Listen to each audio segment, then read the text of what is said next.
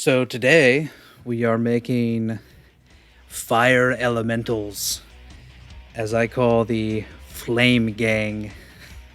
Kind of has a ring to it, right? These turned out way better than I was expecting. And there are plenty of flaws here, but I'm all right with that. So we've got a Flame Sprite, a Magma Golem, and a Lava Serpent. And I'm going to share with you the process and some of the stuff behind it, some of the inner workings of my mind as I've been working on this. This has actually been a rather large project for me. A few weeks in the works, mostly due to procrastination. So let's start with the purpose. The reason I made these was to enhance the combat of a D&D encounter, a combat encounter specifically. I guess it didn't necessarily have to be combat, but either way, these things are mean, and they were going to probably lash out no matter what, to be honest. Yeah, I don't know what gave me the desire to do this, but I started with the Flame Sprite. I don't know if I just doodled it one day at work, but you can see I started with just like an image I took from my phone because I sketched it on like line paper from a piece of scrap paper at work. And I ended up skewing it at the end because it was already super skewed, so I just kind of straightened it up a bit. I guess I had a clear idea of what the Flame Sprite looked like. I kind of had a clear idea of the Magma Golem too. I think I started with that, but I just couldn't nail the look down until I sat down and did it, and ended up being very happy with it. But with the Flame Sprite, I did that like right on time, right? Right now in our D&D game, we're doing every other week, kind of switching between my game and my buddy's game. And the Flame Sprite is just, it was the lowest bar, I suppose. It was the easiest. It was the least complex, I suppose. Plus, I knew I was going to have a lot of those, so I thought, that's the easiest one to get done. Let's just do that. And so I did that, and I was pretty happy with it. I looked at a lot of reference, I think, to get the flame shapes right, because I'm really bad at drawing flames usually. It came together. It's a little stiff, but altogether I'm happy with it. I think I like the others more, but I did spend a lot more time on this as well. But it just it worked out that I had a lot of time to prep for this, even though I wouldn't say I prepped a whole lot, especially for like a combat encounter, something that's going to take, because it's like a boss battle within the adventure that we're running. I just happened to have a lot of time. It just kind of worked out that way. I probably would have got it done sooner, or maybe I just wouldn't have gotten it done. I think it was like a month we had between our games, just because schedules didn't line up and this, that, and the other thing, Between most of that time, I didn't do anything. Like, I got the Flame Sprite done, at least the black ink drawing done. And then just this last week, so like within a month, there was like 3 weeks, 2.5 weeks, something like that in between. I was just like, let's draw the Magma Golem. And I decided to stream it. I was like, I need to get it done this week. If it's going to get done, I need it done for tomorrow. Literally, I needed it done the next day. And I was like, well, maybe if some people show up in Twitch chat, I'll get some kind of inspiration. That didn't happen, but just telling myself that, just having some kind of excuse, got me to do it. And I'm actually extremely happy with the results of it. I'm also recording this differently than the last video I made, than any video I've really made before. I'm not looking at the final product. I'm just sort of rambling my audio, and I'm going to kind of cut it together, because right now the video is really long and I don't know if I have enough audio to cover that. So let's just audio and then speed the video up if I need to.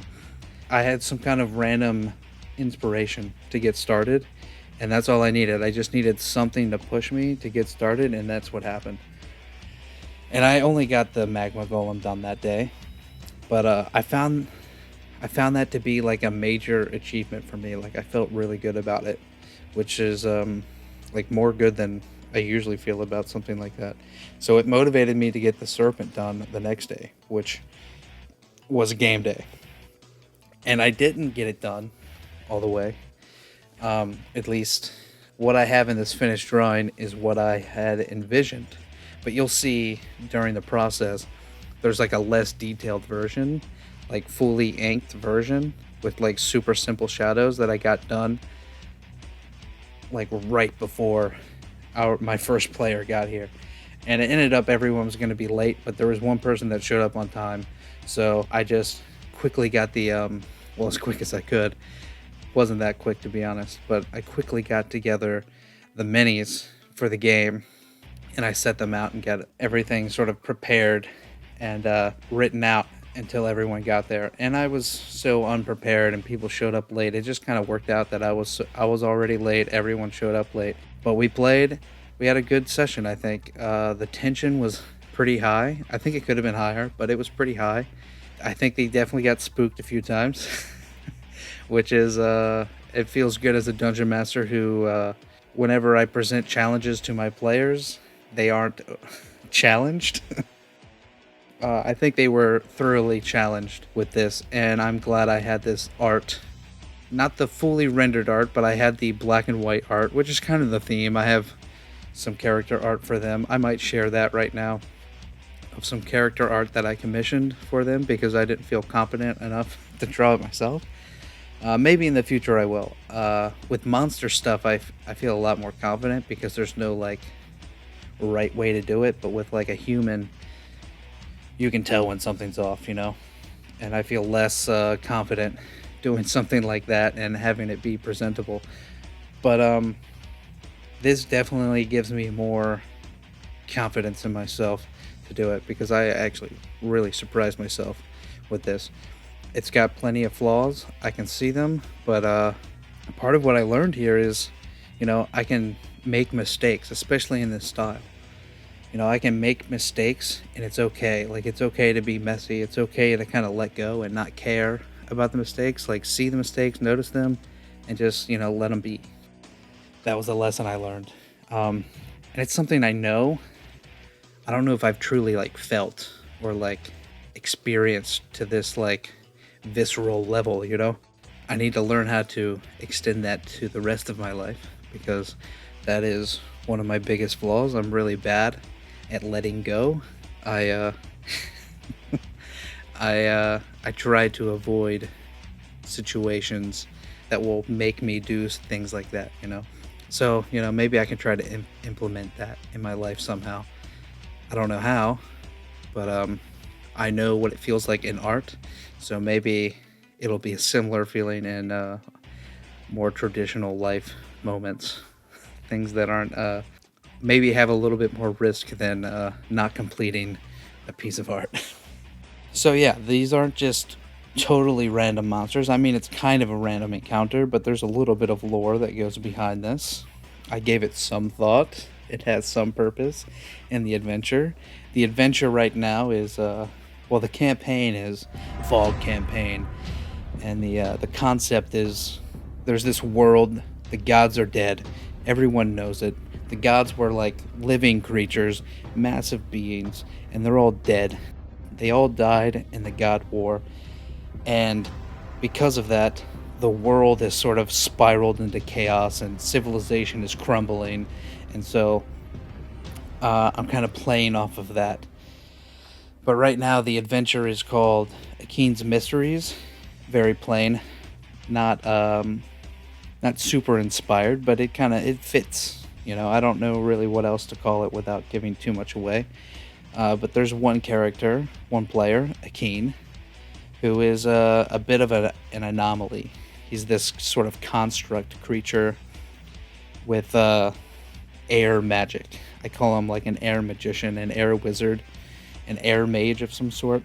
And he is on his own adventure, and everyone else is sort of joining. We made a few characters, or a few players made a few new characters, or one new character each, to make sense to go on this adventure. That's sort of the vibe I wanted to go with this campaign, is to do short adventures and to make new characters with like different on these short adventures. The adventures aren't as short as I had originally planned, but take what you can get. But with Akine's Mysteries, there's a bit of an elemental theme to it, especially since this character, he's got control of the wind. He's an air magician, and so I was like, you know what, fire elementals would be cool. And I like this idea that fire and air are similar in ways. They're kind of chaotic. They're both kind of chaotic, and they're both sort of amorphous. But in this world, for whatever reason, they are, how do I call it? They're enemies. They're kind of like nemesises.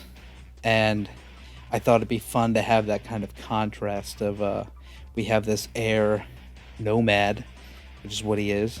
The name Akine means wanderer, or like wandering child, something of that sort. That's what it means in the common tongue.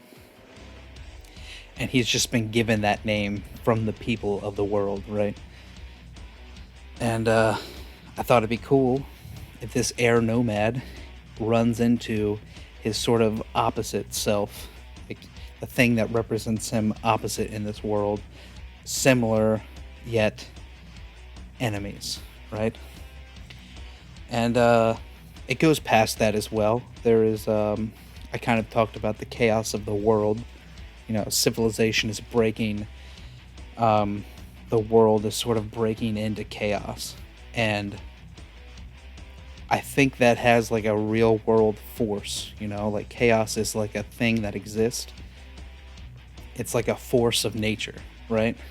It's not just like this idea like it is in our world. It's like real. Chaos is like, it exists and it manifests in different ways. And one of those ways is fire elementals, because they sort of embody chaos and destruction, which is sort of the theme of the campaign. And with the growing levels of chaos, there's the growing levels, or the growing number of fire elementals. And I thought, what better way to show that than like the fire is so hot and chaotic and destructive that it's like breaking down the earth. And so there's a lava elementals, this sort of breed of earth elementals and fire elementals sort of combined, but the fire has won, right? And so we have these lava magma elementals. And I really like that concept.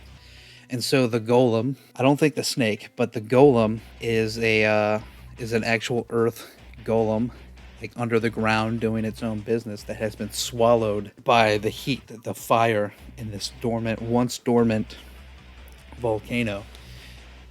It has been taken over by this flame spirit, right? And so I represented that at the end of the combat by showing this earth elemental like gathering itself up and like being docile and scared of the crew of the party, and it sort of ran off, and it kind of intrigued the characters, so we'll see where that goes next time.